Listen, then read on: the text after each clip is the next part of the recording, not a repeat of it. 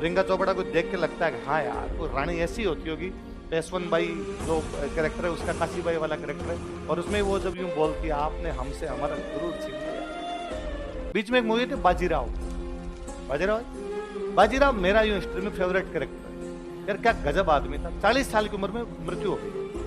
बाजीराव 20 साल की उम्र में पेशवा बनता है, 40 साल की उम्र में मृत्यु हो गई। 20 साल पेशवा रहा था और 20 साल पेशवा में यूं रौंद दिया था उसने। घोड़ा लेके निकलता तो यूं थर थर कांपते थे।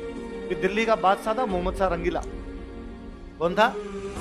एक दिन यूं दरबार में बैठा था, दरबार में बैठे बैठे बात की, अरे वो ये साउथ में कौन है रे वो एक बाजीराव पेशवा, और सुना यार वो बड़ी लड़ाइयां कर रहा है। तो कोई अपने जैसे मंत्री जी बैठे, उनका अरे साहब आप हो, आप बादशाह हो, आपके सामने थोड़ी हो सकता। बादशाह ने कहा मेरे सामने तो कोई आएगा तो भिड़ सकता।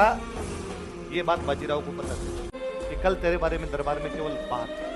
और दिल्ली के बादशाह ने कहा कि बाजीराव उसका कुछ भी बिगाड़े, और उसके मंत्रियों ने कहा कि आप तो आप हो, बाजीराव आपके सामने कुछ नहीं। अगले दिन बाजीराव केवल 500 घोड़े लेके, कितने घोड़े लेके, पुणे से दिल्ली की तरफ निकलता है।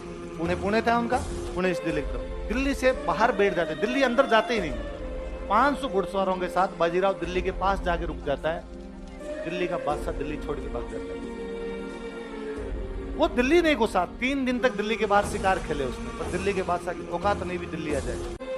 जब बाजीराव वापस आया तब वो दिल्ली वापस आया। ये उसका बेचारे का वो डेकोरम था।